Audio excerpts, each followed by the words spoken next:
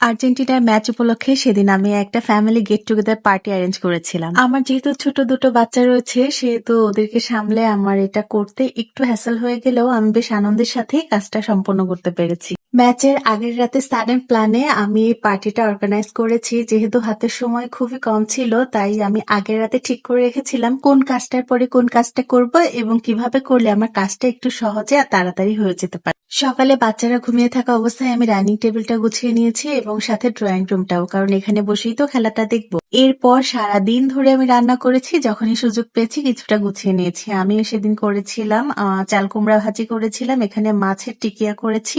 এই রেসিপিটা আমি ফার্স্ট টাইম ট্রাই করলাম, খেতে বেশ ভালোই লেগেছে। আর প্রথমবার কোনো রেসিপি ট্রাই করার পরে যখন সেটা সাকসেসফুল হয় তখন কিন্তু বেশ ভালো লাগে। এই কাজের ফাঁকে ফাঁকে বাচ্চাদেরকে খাওয়ানো, গোসল করানো, নিজের খাওয়া গোসল করা এগুলো তো রয়েছে, তার মাঝে সবার দিকে খেয়াল রাখা এই দায়িত্বটাও রয়েছে। আমার শ্বশুরাব্বু যেহেতু গরুর মাংস খাচ্ছে না ইদানিং, তাই তার জন্য আলাদা করে অল্প একটু মুরগির মাংস আমি রান্না করেছি। মুরগির মাংসটা ইন্ডাকশন কুকারে বসিয়ে দিয়ে আমি এখানে গরুর মাংসটা মেরিনেট করে রাখছি বিকাল পর্যন্ত। গরুর মাংস সচরাচর আমি রান্না করি না, আজকে একটু সাহস করে বসালাম। গরুর মাংস বেশিরভাগ সময় আমার হাজবেন্ডই রান্না করে, তো এই কাজের ফাঁকে আবার ছোট বাবুটা একটু ক্ষুধা লেগে গিয়েছিল, তাকে একটু ফ্রেঞ্চ ফ্রাই করে দিয়েছি। গরুর মাংস মেরিনেট করে রেখে আমি যে টিকিয়াগুলো বানিয়ে রেখেছিলাম সেগুলো নিয়ে এসে এই সময়ের মধ্যে আমি ভেজে নিয়েছি। ও সেদিন আমি আবার একটু ডেজার্টও করেছিলাম, সাবুদানা এবং আম দিয়ে মেয়ের কাছে দিয়েছিলাম সেটা রেডি করে দেওয়ার জন্য। তারপরে আগে থেকে কেটে রাখা কয়েকটা পটল পেয়ে